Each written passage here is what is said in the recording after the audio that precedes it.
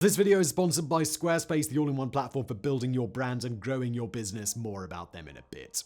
It's the ultimate panacea to the global energy crisis, the scientific breakthrough that could stop climate change in its tracks, and a miracle of physics that could reshape humanity as we know it.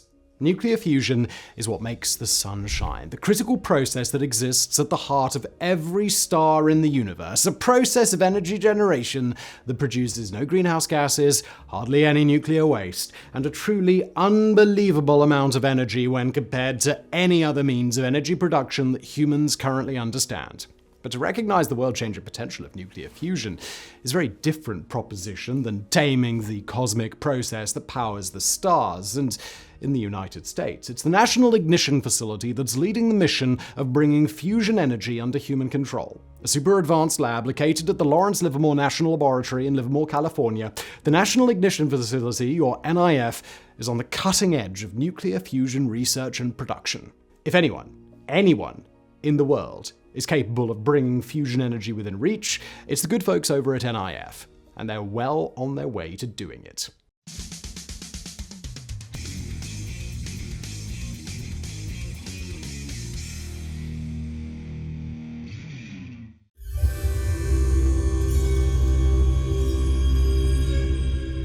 In order to understand how the NIF came to be, it's first crucial to form at least a rudimentary understanding of how nuclear fusion works. And look, we're obviously going to simplify the living hell out of this, but on the atomic level, nuclear fusion is the process by which the nucleus of one atom, that is to say the protons and neutrons bundled together at the core of the atom, merges with the nucleus of another atom, combining to make a heavier atom. Any atom is defined by its number of protons. For example, hydrogen has 1 proton per atom, while helium has 2. By combining the nucleus of one hydrogen atom with another, fusing 2 single proton atoms together, you can actually generate a helium atom, an atom with 2 protons. That is nuclear fusion, the fusion of atoms into a nucleus. Now, this is a process that requires absolutely massive amounts of energy, which natural fusion reactions get because of the immense pressure and gravitational effects at the core of a star. On Earth, any man-made effort to fuse atoms together requires generating some insane level of heat through a process that we'll explain shortly. But a fusion reaction also puts out its own energy. As Albert Einstein first proposed, mass can be converted to energy and vice versa. When 2 atoms fuse together, they actually lose some of their mass. That mass is converted to energy through a process that we're going to let our physics nuts explain in the comments below. Thank you so much. Well, I'm actually pretty optimistic that you might even learn more if you scroll down if you so choose, but always remember, YouTube comments, there be demons. The reason this process of energy into mass is important is because the NIF is looking to harness the energy that those fusion reactions put out and convert it into electrical power. That's the ultimate goal of a fusion reactor, to be able to pump light atoms like hydrogen in, fuse these atoms together into a heavy atom like helium, and collect the runoffs of excess energy that the process creates. This basic process isn't actually too terribly impossible to do. It's very hard, of course, but it's been achievable for a while. The trick is to make the whole process worth our while, to get more energy out of the reaction than we have to expend in order to make it happen in the first place. If that happens, it creates a source of energy that can continue as long as people want, at a larger scale as people want, just as long as we can keep feeding it in hydrogen, the most abundant element in the universe and easily harvested in gigantic quantities on Earth. It's this positive energy output that the NIF is after, as are several other major fusion laboratories around the world. If they could do so, they'll create a form of energy that is essentially limitless, and because it's completely dependent on human input of fuel, it poses no danger of a runaway reaction or destructive explosion like nuclear fission power plants do. The process produces only very low-level radioactive waste, and as long as its light atom fuel keeps coming, it can power itself indefinitely while also giving off excess energy for harvest. It's the kind of game changer that could seriously shift the entire world order. So today, I'd like to to mention a long-time sponsor of this show, and that would be our friends over at Squarespace. Squarespace make it fantastically easy for anyone to create a truly professionally looking website without needing to know how to code or even how to design. I know how to do neither of those things, and yet I have made beautiful websites on Squarespace. They offer customizable templates and design tools that allow you to create a website that truly reflects your brand. And the best part, you can unlock a new revenue stream for your business with Squarespace's features like member areas. If you're an educator or a creator, you can sell access to gated content like classes, online courses, or newsletters. It's a win-win situation, and you can provide valuable content to your followers for a small fee. Squarespace also have email campaigns, and they got built-in analytics so you can see the impact of each email you send. And let's not forget about Squarespace's powerful website analytics tools, so you can gain insight from who's visiting your site and how they're interacting with your content. It's like having your own personal marketing team. Squarespace also has powerful blogging tools to share stories, photos, videos, and updates. You can create categories, share, and schedule your posts to make your content work for you. So what are you waiting for? Head to squarespace.com for a free trial, and when you're ready to launch, go to squarespace.com/megaprojects to save 10% off your first purchase of a website or a domain. And don't forget to use my code MEGAPROJECTS to get your discount. And now back to today's video.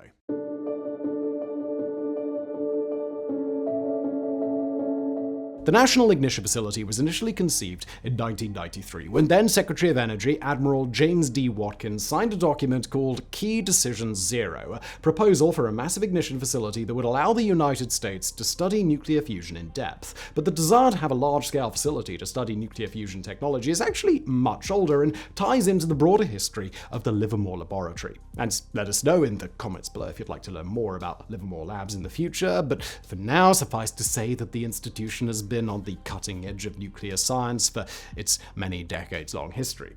The concept for an ignition facility was first brought up by the physicist John Knuckles, a pioneer in nuclear fusion research and design. At this time, Knuckles and his colleagues imagined a project in which nuclear fusion could be used to produce positive energy output. In their early process, they envisioned a program in which small hydrogen bombs would be exploded in underground caverns, producing steam that would then be converted into a power source. That is, the bombs would create excess energy, which would then be stored in the form of steam in order to harvest. The concept evolved into the PACER program of the 1970s, which was cancelled before any tests took place. The concept would evolve through a few different iterations, all of which failed to come to fruition through the end of the Cold War. It was actually partly due to the Cold War's end in 1991 that the National Ignition Facility exists today, courtesy of a change in global priorities away from stockpiling and enhancing nuclear warheads and towards actually doing something useful with our nuclear capability. This desire was twofold from the United States, both to invest in the long-term potential of fusion energy and to make sure that top-tier nuclear scientists remained in the government's employ.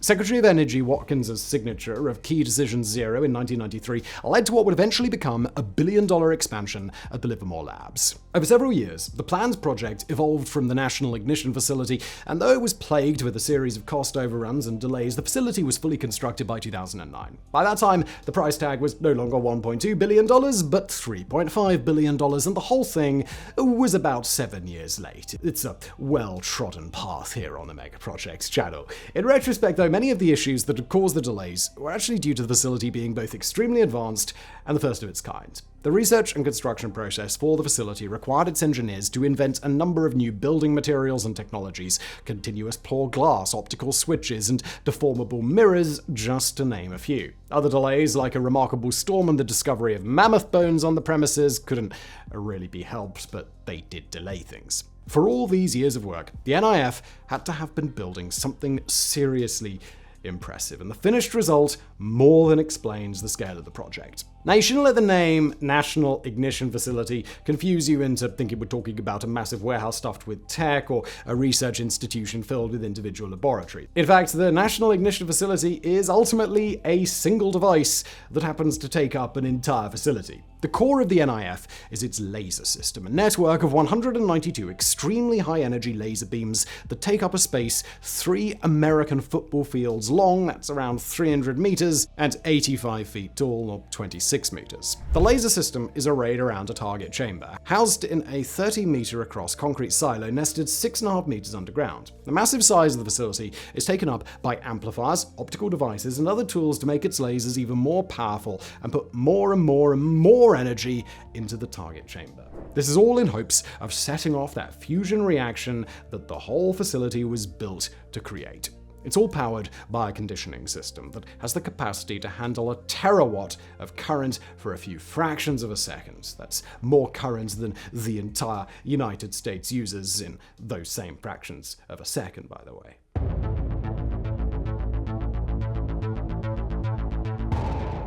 The NIF runs hundreds of experiments every year at a pace of at least one a day, and each experiment uses the device's laser array to complete its work, heating a single target about the size of a peppercorn to the point of nuclear ignition. The NIF's laser beam originates from a low-energy infrared pulse, which lasts anywhere from 100 trillionths of a second to 25 billionths of a second, an incredibly short span of time either way. The laser beam that this produces is then split into 48 new beams, which run through optical fibers and amplifiers that raise the energy of each beam. During this process, that energy goes up by a factor of about 10 billion times, and this is before it reaches anything close to its peak. After being boosted to this level, each beam is split into 4 parts, bringing the total number of lasers to 192. These beams are then fed into another set of amplifiers, traveling through a set of mirrors and other specially made glass devices until their energy increases again, this time by about 15,000 times, a far cry from that factor of 10 billion from before, but bear in mind that this is another 15,000 multiplications plus the 10 billion from earlier. The lasers shift into an ultraviolet wavelength while traveling through about 100 kilometers or 60 miles of fiber optic cables before reaching the target chamber. Once in the target chamber, the lasers shoot outward in near vacuum conditions of almost absolute zero temperatures until they impact a small pellet, again just a couple of millimeters across, made up of hydrogen isotopes, deuterium, and tritium. These isotopes have 1 proton each, they've got to in order to be hydrogen, but they also include extra neutrons, which will be burned into energy in a fusion reaction, making them ideal for generating as much energy as possible. The 192 laser beams all have to converge on the pellet within just trillionths of a second of each other, each delivering about 20,000 joules of energy at an extremely high concentration.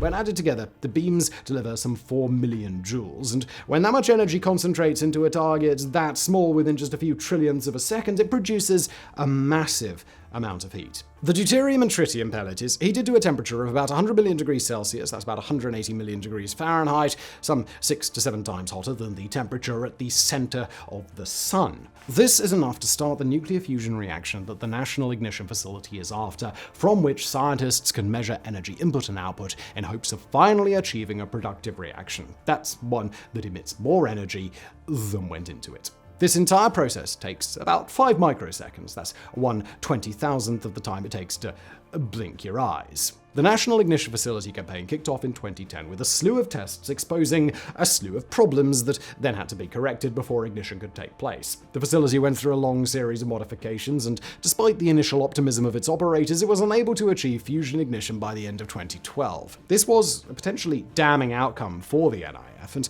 caused the program to shift into materials and weapons research, mostly setting aside the goal of achieving fusion. However, the program got a lifeline in September 2013 when a shot intended to cause a fusion reaction produced what's called scientific break-even. Although ignition still did not take place, the shot produced about 75% more output than any that had come before it, and basically emitted the same energy from the target pellet as was deposited into it. It wasn't fusion, but it was a huge step in the right direction.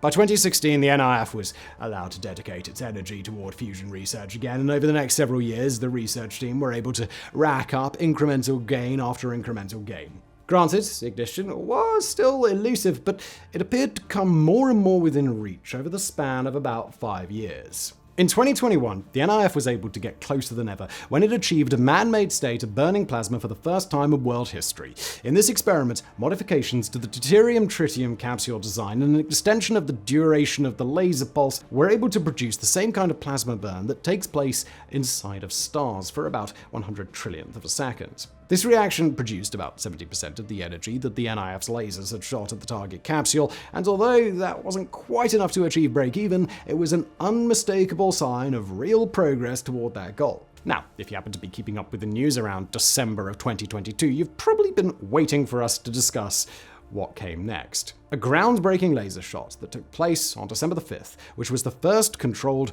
fusion reaction ever to produce a positive energy gain. According to the NIF's Program Director for Weapons Physics and Design, Mark Herman, the shot used about 2 megajoules of laser energy to fire upon the target capsule, which imploded in a reaction that produced over 3 megajoules in return, a positive production of over a megajoule's worth of energy. The positive yield was enough to indicate that ignition had finally taken place.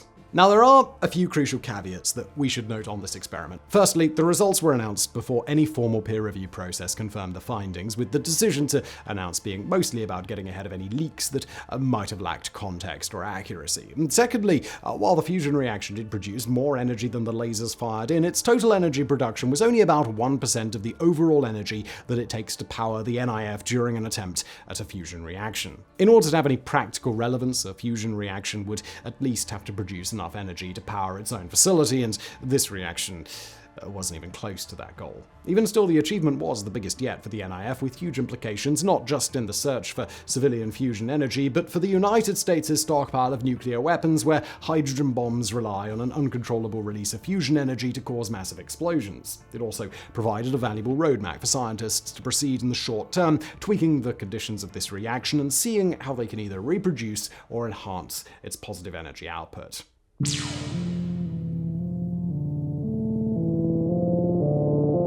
As the experiments at the National Ignition Facility continue, a lot of the immediate work will be to make those tweaks to the ignition process, reproduce the ignition reaction itself, and increase the yield using any means available. This includes beginning to experiment with more and more powerful laser beams, which are already pushing the boundaries of what the NIF is able to safely produce without damaging the facility. This is likely to be a years-long process, one that will take place alongside the NIF's upgrades to its target chamber. At present, the chamber can safely handle a yield of 45 megajoules, so it's unlikely that the NIF will run up against that limit anytime soon, but it can also be easily upgraded to handle at least 100 megajoules. But it's worth noting that we can probably expect some announcements on higher yields coming relatively soon. The capsule used in the December 5th ignition was known to have been flawed, and simply replicating the same experiment with a better capsule should produce some additional gains.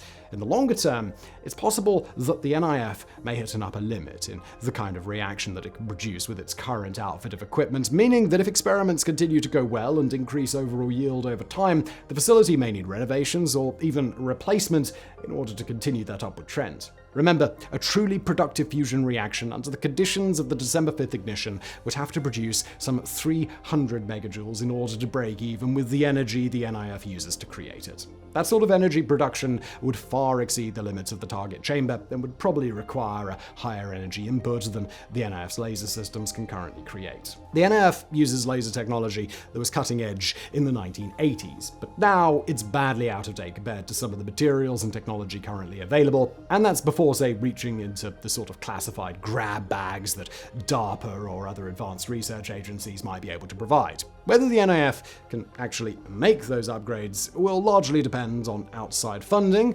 Maybe Elon Musk will come in, but major milestones like the December 5th ignition make it more likely that the United States government will continue sending money in the NIF's direction. And looking out toward the next decade of research, the NIF's work is only one small part in creating a power source from nuclear fusion. Despite a recent announcement from the White House, which plans to invest in a pilot nuclear fusion plant by 2032, most experts anticipate that it'll take until somewhere around 2050 to produce anything of the kind, and even longer to make it compatible with national and global energy infrastructure. In order for that to happen, humans will also have to figure out how to mass manufacture affordable versions of the deuterium and tritium capsules that the NIF uses, or some other suitable source of fuel, as well as how to make tritium on a large scale and sustain the sort of laser input that these fusion ignitions require. These are all big problems that the NIF most likely won't be able to solve alone, but they are all crucial in their own way if the NIF's research is going to be put into use.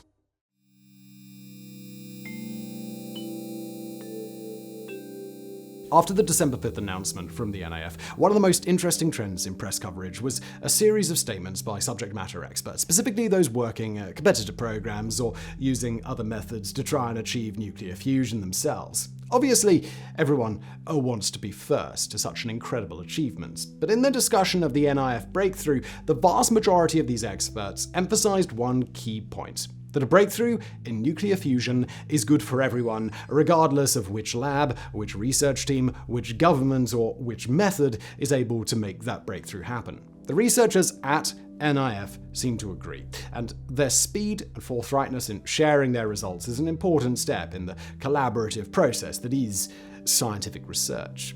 Even with the NIF on the cutting edge, it's still not possible to really nail down a timeline on when nuclear fusion technology will become widely available, or when these ignition reactions will even reach a point where they could sustain themselves. Conceivably, that breakthrough could happen tomorrow, or it could happen in a decade, or a century, or it could just not happen at all.